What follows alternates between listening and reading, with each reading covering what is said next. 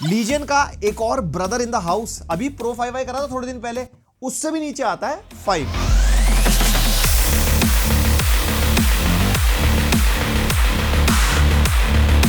हाँ, इसके आगे कुछ नहीं है। बेसिकली जब आई लग जाता है तो इंटेल है, अगर आई नहीं है तो वो AMD है। हमारे पास आज 5 है यानी कि AMD वाला वेरिएंट है। और अगर लीजन की हायरार्की फिर भी समझ नहीं आती, थोड़ा सा आइडिया दे देता हूँ। प्रो 7 आता है जो हम सबसे पहले कर चुके हैं 5080 वाला, वैसे वो 5090 तक आता है। उसके नीचे प्रो 5 आता है जिसमें 5060 और 5070 मिलते हैं, वैसे 5070 Ti भी आने वाला है उसके अंदर। फिर उसके नीचे आता है 5 और 7 इंडिया में अभी तक लॉन्च नहीं हुआ, हो सकता है फ्यूचर में हो जाए। And this is Legion 5। और इनके अंदर स्पेक्स के अलावा टेक्निकल डिफरेंसेस भी हैं, जैसे प्रो 7 और प्रो 5 में क्या क्या डिफरेंसेस है वो हमने प्रो 5 वाली वीडियो में बता रखा है। और ये जो 5 है ये और भी कम बजट में आता है। इसके अंदर IPS डिस्प्ले वाला ऑप्शन भी है, क्योंकि अब लीजन ने ना सब कुछ OLED पे शिफ्ट कर दिया है। लेकिन इसके अंदर सस्ते में आप IPS भी ले सकते हो, इसमें 50-50 भी ले सकते हो। अब सीधी सी बात है, Lenovo लॉक इससे नीचे आता है, तुम सोचो लॉक का 50-50 और लीजन का 50-50 सेम नहीं। लीजन हाई एंड लैपटॉप है, इनके थर्मल्स बढ़िया होते हैं, इनके बिल्ड बहुत अच्छी होती है, बहुत सारी चीजें जो हम काफी बार क्लियर कर भी चुके हैं। एंड होपफुली बहुत कुछ मैंने अभी भी क्लियर कर दिया होगा। और भाई ये लैपटॉप मुझे बहुत तगड़ा लग रहा है, लेकिन फीलिंग काफी कॉम्पैक्ट देता है और लाइट वेट भी है as a gaming laptop, plus पतला भी है। तो पूरी बातें डिटेल में करेंगे। आप पहली बार आए तो सब्सक्राइब मारो। एंड यस, ये जो वीडियो है Lenovo और PC गेम पास के साथ कोलैबोरेशन में हम बना रहे हैं। एंड सबसे पहले प्राइसिंग की बात करते हैं। इसकी स्टार्टिंग हो जाती है 1.35 लाख से, जिसमें आपको 50-50 मिलेगा। बाकी कॉन्फ़िगरेटर में जाके आप कॉन्फ़िगर भी कर सकते हो, जिसमें Ryzen 7 का ही ऑप्शन है, Ryzen 5 का कोई ऐसा ऑप्शन नहीं है। और अप टू 50-60 भी ले सकते हो, 32GB रैम तक भी करा सकते हो, 1TB SSD तक भी करा सकते हो, बहुत सारी चीजें। और कुछ प्रीसेट वेरिएंट्स भी हैं, वैसे मैं लिंक दे दूंगा डिस्क्रिप्शन में, जहां पे बिल्ड योर PC लिखा होगा वो कॉन्फ़िगरेटर है, और बाकी जो उनके प्रीसेट वाले लैपटॉप है ना वो भी वहीं पे मेंशन होंगे। और वैसे पिछली जनरेशंस में ना लीजन की स्लिम सीरीज भी आ रही थी, इस बार होपफुली वो नहीं आएगी, बिकॉज ये लैपटॉप ही काफी स्लिम है। अब जरा डिजाइन से शुरू कर लेते हैं। प्रॉपर जैसा लीजन लैपटॉप होता है वैसा ही है। लीजन लोगों की प्लेसमेंट चेंज होगी, पिछली जनरेशन में ऊपर कॉर्नर में थी, अभी यहाँ पे सेंटर में है। और एक चीज डाउनग्रेड हुई है, पहले टॉप लिड मेटल की होती थी और बाकी लैपटॉप पॉलीकार्बोनेट होता था, इस बार पूरा ही लैपटॉप पॉलीकार्बोनेट है भाई साहब। वैसे बिल्ड वाइज स्टडी है, यहाँ पे एक हाथ से आराम से लिड ओपन हो जाती है, प्रॉपर 180 डिग्री तक चली जाती है। स्क्रीन वॉबल अगर आप देखोगे तो भी वो ऐसा नहीं मिलता। यहाँ पे टॉप लिड फ्लेक्स हो गया या कीबोर्ड फ्लेक्स हो गया, बिल्कुल ना के बराबर है। एंड भाई मेनली द वेट, पहले लीजन 2.4 kg के आसपास होता था, ये सिर्फ 2.1 kg है। एंड वो एक्चुअली भाई फील भी होता है, तभी मैं कहता लीजन स्लिम आने के मुझे लगता नहीं कोई चांसेस है। और अगर आप चार्जर भी इंक्लूड कर लोगे तब भी 3 kg तक ही वेट बैठता है। और जिसकी थिकनेस है वो 23.9 mm थिक है, तो आप एक हाई एंड गेमिंग लैपटॉप के लिए भी जा सकते हो, प्लस लाइट वेट भी है compare to a gaming laptop only. Thin and light नहीं बोल रहा हूँ यहाँ पे, थिन एंड लाइट वो अलग होते हैं, 1.2 1.5 बाकी लेफ्ट राइट और पीछे की तरफ हमारे को पोर्ट्स मिल जाते हैं। एग्जॉस्ट वेंट हमारे सिर्फ पीछे की तरफ है, नीचे की तरफ इनटेक के वेंट्स वगैरह मिल जाएंगे। और हाँ, जिसका कूलिंग सॉल्यूशन है लीजन कोल्ड फ्रंट हाइपर, अब ये कितना हाइपर है वो तो गेम टेस्ट में देखेंगे ना, टेंपरेचर कितने कैसे जा रहे हैं। वॉटेज ड्रॉप पे भी ध्यान रखा करो, सिर्फ टेंपरेचर नंबर नहीं देखा करते हैं। अब थोड़ी तकनीकी बातें करते हैं। इसके अंदर AMD Ryzen 7 260 प्रोसेसर मिलता है, और जिसके माइंड में भी कंफ्यूजन है, अब ये 260 हो गई, फिर इसके अंदर 8000 सीरीज भी आ रही थी, तो ये 8000 सीरीज का ही ना रीब्रांडेड वाला प्रोसेसर है, बिल्कुल same multi core, same single core. अगर आप 8000 सीरीज के Ryzen 7 से कंपेयर करोगे, इवन परफॉर्मेंस तक भी सेम है। और ये हमारा 8 कोर 16 थ्रेड्स का प्रोसेसर है, इसके अंदर वही सेम डेडिकेटेड NPU मिलता है विद 16 टॉप्स की AI पावर। और गेमिंग लैपटॉप में वैसी GPU होता है, AI की धुआंधार पावर है, AI की परफॉर्मेंस अभी आगे दिखाता हूं। और 16GB रैम हमारे वाले वेरिएंट में, सिंगल चैनल में 5600 मेगा ट्रांसफर पर सेकंड स्पीड वाली 2 स्लॉट है इसके अंदर, आप अप टू 64GB तक अपग्रेड कर सकते हो। वैसे अगर आप कॉन्फ़िगरेटर में जाओगे तो 32GB रैम भी आप सेलेक्ट कर सकते हो वहां पे, अगर आपको 32GB की नीड है। और जिस हिसाब से रैम SSD वगैरह महंगी हो रही है, तो पहले ही कर लेना ज्यादा वाली, पता लगा बाद में महंगी लेनी पड़ रही मार्केट से। और 1TB Gen 4 SSD हमारे वाले वेरिएंट के अंदर, रीड एंड राइट स्पीड बढ़िया मिल जाती है साथ में। और 2 SSD के स्लॉट्स मिलते हैं, जिसमें एक ऑक्यूपाइड है और एक खाली मिलेगा। एक फुल साइज वाला स्लॉट है और एक स्मॉल साइज वाला है। वैसे बाय डिफॉल्ट जो SSD है वो 2230, जो स्मॉल वाला पोर्ट है उसमें लगी हुई है, 2280 फ्री है। और Nvidia RTX 5060 के अंदर मिलता है, जो हमारा 8GB VRAM वाला ग्राफिक्स कार्ड है with 115 what of TGP, Wi-Fi 6 and Bluetooth version 5.2। मेरे हिसाब से 556E और ब्लूटूथ वर्जन 5.3 का कॉम्बिनेशन होना चाहिए था, एज पर 2025 ये भी खत्म ही हो गया स्टैंडर्ड के हिसाब से। एंड MS ऑफिस प्रीसेट वाले वेरिएंट में ऑलरेडी मिलता है, लेकिन अगर आप कॉन्फ़िगरेटर में जाओगे तो 2000 रुपीज का आपको ऐड करना पड़े। तो अगर नीड है नहीं है देख लेना, 2000 रुपए बचा सकते हो, इतने पैसे खर्चने के बाद भी बचाओगे। और PC game pass ultimate 3 months के लिए साथ में मिलेगा, तो डे 1 पे गेमिंग पैसे खर्चने की जरूरत नहीं है। PC गेम पास में दुनिया भर के टाइटल्स मिलते हैं हमारे को। I mean, जैसे आप PC गेम पास के ऐप में जाओगे ना भाई, हंड्रेड्स ऑफ टाइटल्स हैं यहाँ पे, आप देख सकते हो। और उसके अंदर भी डे 1 रिलीजेस भी मिल जाती है। और हर एक Lenovo गेमिंग लैपटॉप की तरह इसके अंदर भी Lenovo की LA1 AI चिप मिलती है, जो आपकी परफॉर्मेंस को ट्यून करती है आपके यूज केस के हिसाब से, कि कब CPU कब GPU कितनी पावर कैसे देनी है, जिससे आपको ऑप्टिमम परफॉर्मेंस मिले। ऐसा Lenovo वाले कहते हैं। किसी को पता लगा इस चिप से होता क्या है? And coming on on to the performance वाला पार्ट। सबसे पहले अगर कंपेयर करते हैं ना side by side competitive processor से जो इस प्राइस पॉइंट के आसपास हमारे को मिल जाते हैं, AMD का प्रोसेसर मल्टी कोर में नहीं बीट कर पाता। अगर आप Cinebench R23 के स्कोर्स देखो, यहाँ पे वीडियो पॉज करके देख सकते हो। और अगर इसके जीपीयू को साइड बाय साइड 40 सीरीज के जीपीयू के साथ या 50 सीरीज के जीपीयू के साथ अगर आपको देखना है तो ये रहा 3D Mark X का ग्राफिक्स वाला स्कोर, जिसमें आप देख सकते हो कि भाई कितने पैसे लगाने पे आपको कितनी बेटर परफॉर्मेंस मिलेगी। And 5060 score is similar to last generation 4070, इसलिए ये सारे लैपटॉप्स 1.5 लाख के आसपास है, क्योंकि 4070 भी 1.5 लाख के आसपास आता था। और डेडिकेटेड सीपीयू बेंचमार्क्स के लिए Cinebench 2024 के स्कोर ये रहे, Cinebench R23 के स्कोर्स आप देख सकते हो, Geekbench 6 के सिंगल कोर मल्टी कोर के स्कोर ये रहे। जैसे इस प्रोसेसर को स्कोर देने चाहिए, प्रॉपर परफॉर्म कर रहा है, तो इसके अंदर आप कोडिंग कर सकते हो किसी भी लेवल तक, म्यूजिक प्रोडक्शन वाले टास्क कर सकते हो, और डे टू डे टास्क में तो देखो कोई दिक्कत करेगा ही नहीं। आप थोड़ी एआई की परफॉर्मेंस की बात करते हैं तो यहाँ पे Geekbench 6 का एआई वाला बेंचमार्क आप देख सकते हो जो जीपीयू पे निकाला था, 5060 के हिसाब से एकदम बढ़िया नंबर है। और DeepSeek R1 का 8 बिलियन पैरामीटर मॉडल रन किया हमने यूजिंग LM Studio। वैसे 32 बिलियन पैरामीटर मॉडल रन करते, लेकिन उसके लिए 32 GB रैम चाहिए होती है, इसके अंदर 16 GB है, तो आप अच्छी एआई की परफॉर्मेंस वैसे निकाल पाओगे। और जो हमने प्रॉम्प्ट डाला था वो स्क्रीन पे है, और जो टोकन इन्फॉर्मेशन है कुछ ये निकल के आई, एंड 39 सेकंड्स में हमारा रिजल्ट निकल के आ गया था। और ये जो एआई मॉडल हम रन करते हैं ना, ये CPU, GPU, रैम सारी चीजों को कंज्यूम करता है। अगर आप डेटा साइंस स्टूडेंट हो तो एंट्री लेवल i5 3050 के आसपास का आपको कॉम्बिनेशन लगेगा, उससे ऊपर वाले तो सारे काम हो ही जाएंगे, तो ऑब्वियसली इसके अंदर भी आप कर सकते हो। एंड 3D मॉडलिंग रेंडरिंग के लिए blender benchmark 3600 plus score, blender में BMW का रेंडर निकाला, 20 सेकंड्स में आउटपुट निकल के आया, तो 3D मॉडलिंग रेंडरिंग वाले टास्क भी अच्छे से कर सकते हो। और अगर आपको गेम डेवलपमेंट वगैरह भी करनी है तो वो आपके प्रोजेक्ट पे डेफिनेटली वेरी करेगा, इसके ऊपर आप कर पाओगे। मैं हर वीडियो में ना गेम डेवलपर्स लोगों से बोलता हूं कमेंट कर दिया करो, मेरे को बड़े प्यारे प्यारे कमेंट मिलते हैं हर गेमिंग लैपटॉप वीडियो में, तो यहाँ पे टाइम स्टैम्प पे भी डेफिनेटली कोई ना कोई कमेंट हाईलाइट हो गया होगा, किसी भाई ने किया होगा, तो वो पढ़ लेना इस लैपटॉप में क्या हो जाएगा और क्या है क्या नहीं है, because I am not an expert. और एडिटिंग के लिए Puget Bench for Premiere Pro, यहाँ पे 6800 plus score, after effects 7500 plus, Photoshop 5700 plus, और DaVinci Resolve हम चला के देख रहे थे, नहीं चला। और हाँ, Puget Bench आफ्टर इफेक्ट्स वाला ना 16 GB रैम में भी चलने लगा है, तो अभी आगे हम जितने लैपटॉप्स करेंगे उसके अंदर भी आपको सब नंबर्स वगैरह दिखा दूंगा, तो आप कंपेयर वगैरह कर पाओगे कि CPU GPU कॉम्बिनेशन में कैसा स्कोर निकल के आता है। Obviously higher is better. And इसके ऊपर भी आप किसी भी लेवल की video editing, after effects, Photoshop वगैरह कैसे भी चला सकते हो, कोई दिक्कत परेशानी आपको आने नहीं वाली,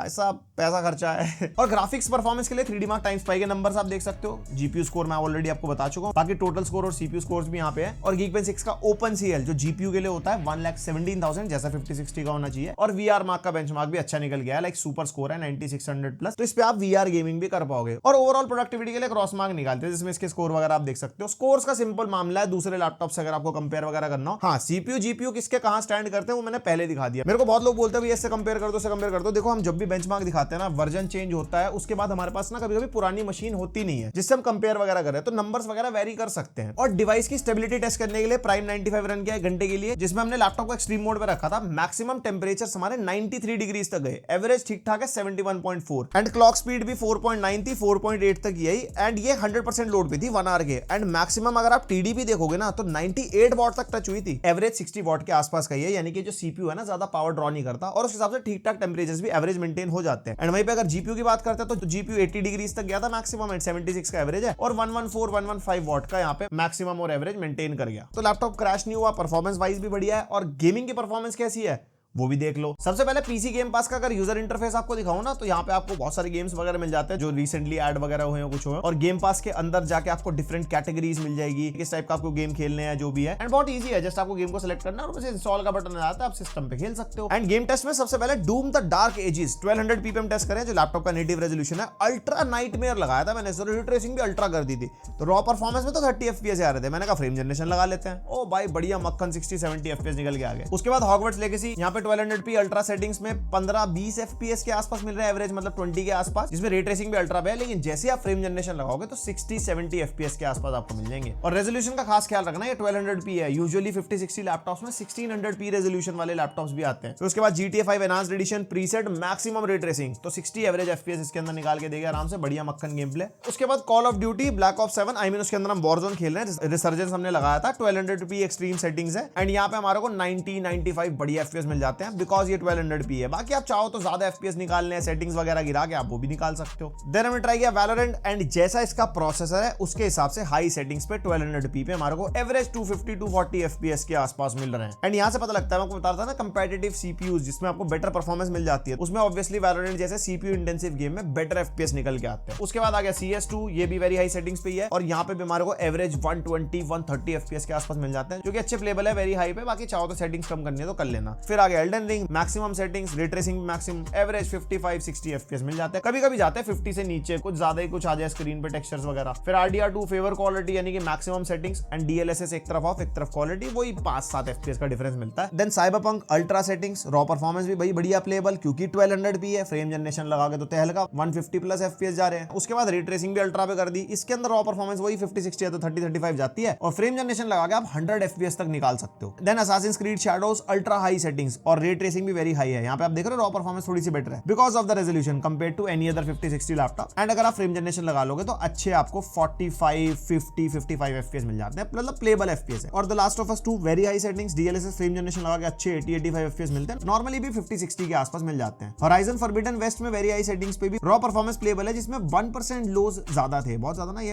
अटक सी रही थी, तो कुछ भी हो सकता है। देखो यार कभी कभी ग्लिच भी हो जाता है, कभी ग्राफिक्स ड्राइवर की वजह से भी हो जाता है, लेकिन अगर आप देखोगे ओवरऑल प्लेबल है, फ्रेम जनरेशन लगा के 100+ FPS। उसके बाद गोस्ट ऑफ सुशीमा, ये मक्खन चलता है 70-80 FPS नॉर्मली और 120 FPS हमारे अपना फ्रेम जनरेशन लगा के। उसके बाद हेलब्लेड 2, यहाँ पे वेरी हाई सेटिंग्स पे नॉर्मली 30 FPS के आसपास, बट फ्रेम जनरेशन लगा के जस्ट डबल 60 के आसपास FPS मिल जाते हैं। एंड इसके अंदर मल्टी फ्रेम जनरेशन भी मिलता है। 1200p है, नीड पड़ेगी नहीं। अगर आप हाई रेजोल्यूशन पे खेलना चाहो लाइक 4K 1600p 1440p, उसमें नीड पड़ सकती है, बट आप देख सकते हो 3x एंड 4x में क्या जबरदस्त फ्रेम रेट आ रहे हैं और वो टेक्सचर्स वाला इशू अब सॉर्ट हो चुका है। And black with Wukong cinematic settings 1200p पे 30 FPS के आसपास मिल रहे हैं, लेकिन अगर फ्रेम जनरेशन लगाते हो जस्ट डबल 60-65 के आसपास। एंड रे ट्रेसिंग को जैसी वेरी हाई पे करा, नॉर्मली परफॉर्मेंस इतनी अच्छी नहीं है, बट फ्रेम जनरेशन लगा के फिर भी आपको एवरेज 40 FPS के आसपास मिल जाते हैं। और इसके अंदर भी वैसे मल्टी फ्रेम जनरेशन मिलती है जिसमें 50-60-70 FPS मिल जाता है दोनों सिनेरियोज में। इस टाइप के गेम्स में रेकमेंड नहीं करता, चाहे वो ई-स्पोर्ट्स हो या फिर इनपुट वाले गेम हो, क्योंकि इनपुट लैग मिलता है ना मल्टी फ्रेम जनरेशन से। एंड उसके बाद Alan Wake 2 high settings and 40-45 average FPS, normally frame generation लगा के 60-65 के आसपास। एंड उसी के अंदर अगर रे ट्रेसिंग भी लगा देते हो तो फ्रेम जनरेशन लगा के ही प्लेबल FPS मिलता है, बिकॉज ये बहुत डिमांडिंग गेम है। एंड आपने CPU टेम्परेचर्स देख लिए होंगे, सारे गेम्स में अंडर 80 डिग्रीज ही है, किसी गेम में 80-85 के आसपास रहता है, तो टेम्परेचर्स वगैरह सही मेंटेन कर देता है। वैसे तो सर्दियां भी है, बट AMD का प्रोसेसर है तो थर्मल सही मेंटेन हो जाते हैं। एंड वहीं पे कीबोर्ड टेम्परेचर्स भी एज सच कोई गर्म साइड नहीं जाते, मतलब 26 के आसपास लेफ्ट से WASD,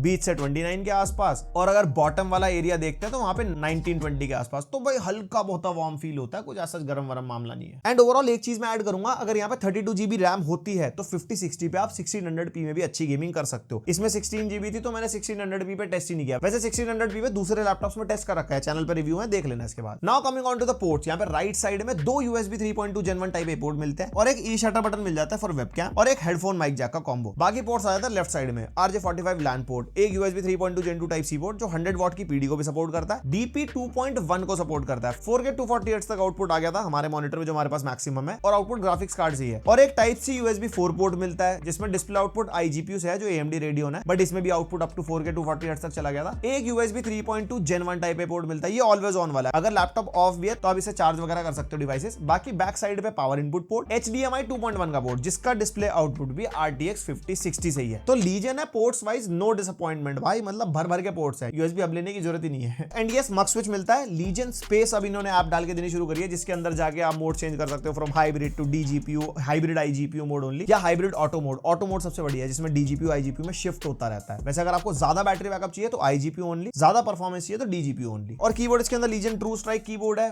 और फुल साइज वाला कीबोर्ड है, नमपैड इंक्लूडेड है, और ये वाइड बैकलाइट वाला कीबोर्ड है जो हमारे पास वेरिएंट है। कॉन्फ़िगरेटर में ना 24 जोन RGB वाला कीबोर्ड भी है, 1300 रुपीज एक्स्ट्रा देने पड़ेंगे। अगर आपको RGB के नशे करने हैं तो दे दो 1300 रुपए, वरना पैसे बचा लो। और टाइपिंग एक्सपीरियंस बढ़िया है, 1.6 mm का की ट्रैवल है, को पायलट की भी हमारे को इसके ऊपर मिल जाती है, और टाइपिंग में या गेमिंग में एक्सपीरियंस बढ़िया मिलता है। और ट्रैक पैड यहाँ पे मीडियम साइज हमारे को मिल जाएगा, फुली क्लिकेबल ट्रैक पैड है, मल्टी जेस्चर वगैरह को सपोर्ट करता है, चलाने में बढ़िया है। Now coming on to the display, हमारे पास जो वेरिएंट है ये IPS है, वैसे इसके अंदर OLED भी है। अगर आप कॉन्फ़िगरेटर में जाओगे ना वहां पे इन दोनों की स्पेक्स लिखी हुई आती है, मैं इसकी स्पेक्स बता देता हूं। WUXGA पैनल है यानी कि 1200p वाला है, 15.3 इंचेस की डिस्प्ले है, IPS पैनल है, रिफ्रेश रेट 165 हर्ट्ज का है, और कलर गैमेट भी अच्छा है, 98% sRGB है, 74% P3 IPS के हिसाब से बढ़िया है, और ब्राइटनेस 320 निट्स के आसपास यहाँ पे हमारे को मिली। सिमिलर ही फील होती है लास्ट जनरेशन वाली, बट लास्ट जनरेशन हमने टेस्ट किया था ना तो 350 निट्स तक गई थी, नंबर ऊपर नीचे, बट एक्सपीरियंस में कुछ दिक्कत नहीं है। और साथ में TUV low blue light and Dolby Dolby vision का भी सपोर्ट है, तो डॉल्बी विजन वाला अगर आप कंटेंट देखते हो किसी ओटीटी वगैरह पे, एकदम फुल स्वाद। और हाँ, HDR का सपोर्ट नहीं है, HDR वीडियो स्ट्रीमिंग आप कर सकते हो, जो ऑब्वियसली हर एक लैपटॉप पे हो जाती है, डेडिकेटेड HDR नहीं है। उसके लिए वैसे आप OLED वेरिएंट ले सकते हो, उसके अंदर 100% DCI P3 कलर वैल्यूज भी हैं। अगर आप प्रोफेशनली कलर ग्रेडिंग वगैरह करते हो तो मैं वो रेकमेंड आपको करूंगा। वैसे प्राइसिंग के ऊपर एक कैच है जो मैं आपको एंड में बताता हूं। और इसका डिस्प्ले एक्सपीरियंस बढ़िया है, कंटेंट वगैरह जैसे देखते हैं, गेमिंग वगैरह अगर आपको करनी हो, उसके अलावा जैसे कलर ग्रेडिंग वाले टास्क इसके ऊपर करने हो, मतलब ऐसा कोई इशू आया नहीं। और ये इसके वेबकैम की क्वालिटी है, माइक भी लैपटॉप का यूज हो रहा है, 720p 30fps वाला वेबकैम मिलता है। मेरे को उम्मीद थी 1080p या 1440p होता है, क्योंकि लॉक में भी 1440p मिलता है। बाकी क्वालिटी कैसे लगी आप बताओ मेरे को कमेंट करके।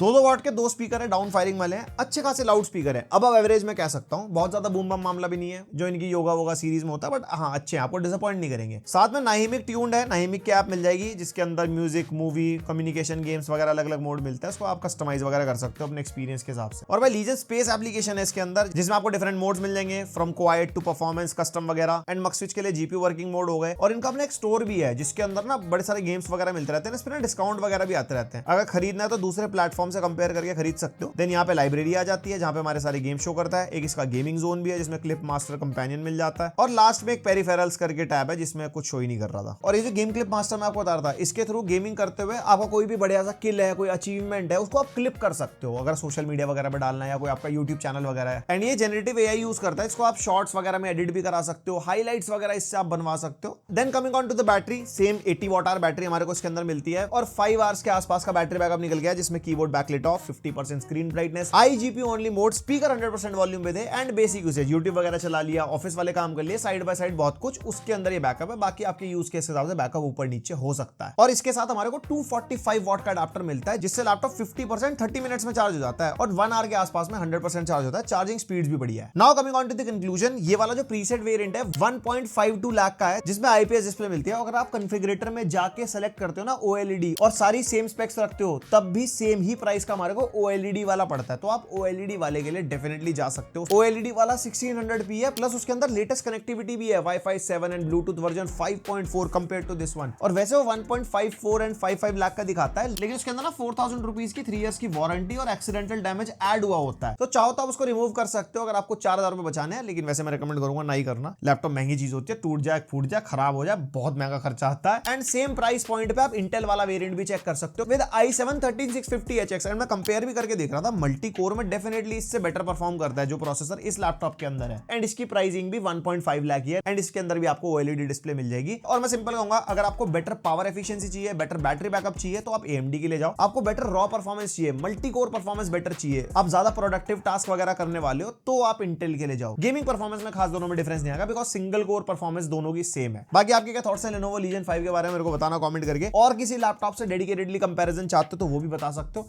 लाइक शेयर सब्सक्राइब कर सकते हो। मिलते हैं नेक्स्ट वीडियो, तक के लिए बाय।